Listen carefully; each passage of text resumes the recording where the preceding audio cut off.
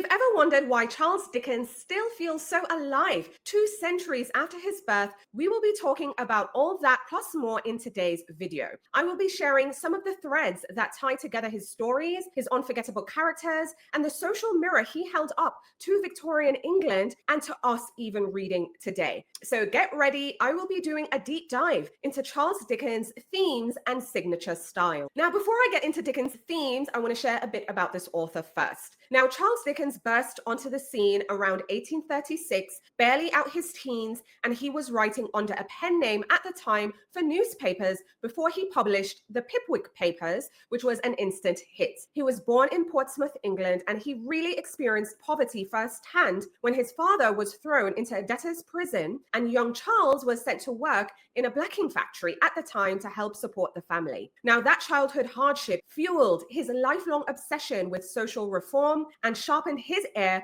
for the voices of London's poor. Now, over his career, he has produced 15 major novels, dozens of short stories, and countless essays. Now, they were always serialized, chapter by chapter, which really built suspense for hungry readers at the time. Now, getting into Dickens' signature themes, you will notice as you're reading his work that he returns to the same moral and emotional concerns again and again. He just manages to weave them into vastly different plots and characters. So I really want to share some of the 5 most powerful ones I've picked up through reading his work. Now, a big theme is social justice and inequality. From the hungry workhouses of Oliver Twist to the smoke-clogged mills of Hard Times, Dickens really exposes the brutal effects of poverty and class division. He shows us orphan boys begging for more, factory workers crushed by machinery and indifference, and even the wealthy trapped by their own privilege. Yet, this is another common thread. He never leaves us in despair. His compassion always points towards reform,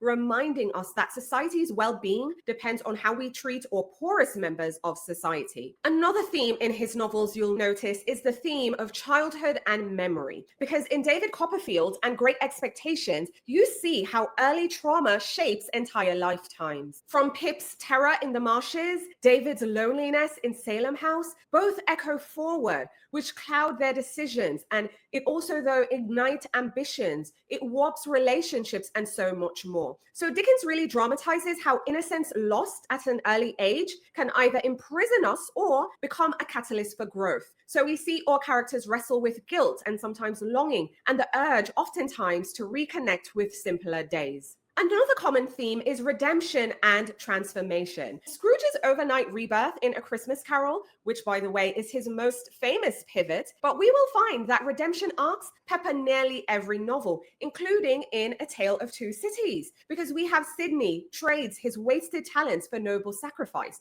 We also have in Bleak House, Esther kindnesses softened hardened hearts. And Dickens really insists that no one, and I mean no one, is beyond saving, given the right spark, and you will find that even the most embittered person can find change. Another common theme is hypocrisy and moral critique. I truly feel Dickens really delights in exposing those characters who are supposedly respectable, okay? Especially this one character, Mr. Grandgrins in Hard Times. But we also have Mrs. Jellybean's blind charity towards a distant Africa while her own home collapses. We have Mr. Bumble's self-righteous bullying in Oliver Twist. All of this underscores how social institutions often betray their stated ideals. They say they are doing good, but they're not really. And I think Dickens wants us to question authority and look beneath all the facades and the politeness and the veneers that exist. And the last theme I want to highlight is family and community bonds, because despite all the darkness, Dickens really champions chosen families. Okay, for example, the Cratchits clinging to each other against hardship, the Pickwick Club's boisterous fellowship, David's circle of mentors and friends, who I love dearly. His novels really celebrate loyalty, humor, and small kindnesses as bulwarks against injustice and despair. Now, I want us to talk about Charles Dickens's literary style and his technique.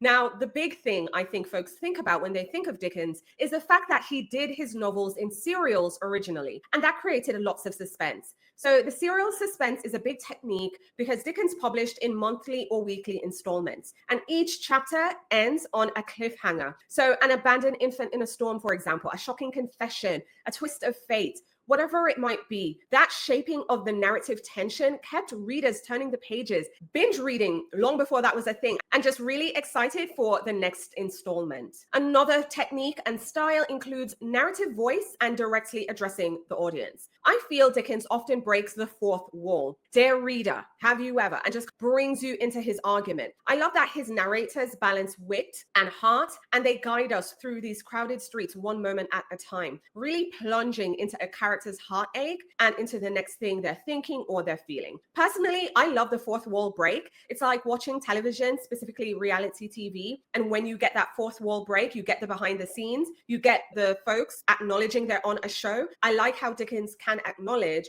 that he is writing a book and we are the readers and we are reading the story. Another style and technique includes vivid descriptions and symbolism. From smokestacks, candlelight, bustling marketplaces, Dickens' version of London is as real as your hometown. He uses the weather, the architecture, even food to symbolize social conditions. From the oppressive fog of Bleak House to the bright hearth in Cratchit's humble home, Scrooge's cold counting house, he really takes us there with his descriptions. And finally, there's lots of rich characterization in Dickens' stories. From the comic to the grotesque to the tenderly drawn, Dickens' figures leap off the page. He really gives them memorable names, by the way. Can we talk about the names? And then he lives up to the promise of those names with distinct speech patterns, quirks, and moral cores. I mean, Wemmick, Micawber, Little Nell, I could go on. I just love that he does that. Now, let's get into cultural impact real quick, because Dickens' works did influence our culture and it did influence change. I mean, let's talk about social reform and legislation. His scathing portrayal of child labor and debtors' prisons helped fuel 19th century reforms. So we even had legislators pointing to Oliver Twist and Nickleby as evidence that something must be done. We also have great influence on popular culture from countless films and movies, TV adaptations, all the things that keep his story alive. There are even so many modern authors today who draw on his twist, his caricatures, and his moral urgency as well. And I do want to mention he had a big hand in the serialized novel. He helped to pioneer, along with other authors, the binge-worthy storytelling long before streaming, long before anything online, and his model inspired artists from way back then to modern content as well. I mean, think about streaming series when they will drop an episode each week. That is serialized. I also love seeing that authors now are creating original content on Substack and they are serializing it as well. So they're writing a novel in serialized form. And I think it's pretty cool, which, by the way, subscribe to my Substack if you haven't already. I'm not doing serials, but I think the other authors and writers doing it over there, it's pretty cool. Now, before I leave you today, I want us to get into some discussion prompts, okay? Because I shared in the previous video a beginner's guide to reading Dickens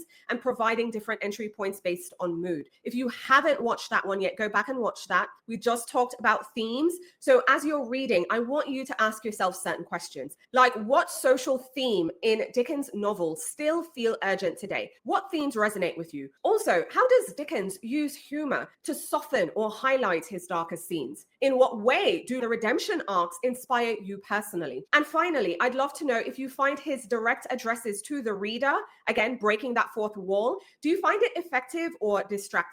Again, I'd love to hear your thoughts, so please share them in the comments. Again, if you haven't already, watch my beginner's guide to Dickens. It's up and available now. And in the next video, I will be ranking my top 5 Charles Dickens novels. I'm really excited to settle the debate and share what I feel are Dickens's greatest hits. And I am ranking my top 5 novels, from the solid reads to even some that are masterpieces. Now, again, as always, I would love to hear from you. So share your thoughts in the comments. Let me know your favorite books. Let me know what themes resonate with you. Let me know what book you'll be adding to your reading list. Let's continue the conversation in the comments and share recommendations and tips. Now, if you haven't already, now's a great time to like the video, share the video, tell a friend about the deep dives we're doing here on the channel, but also subscribe and hit that notification bell so you're the first to know what's new when I go live and when new videos are uploaded. Thanks for watching. Talk to you soon.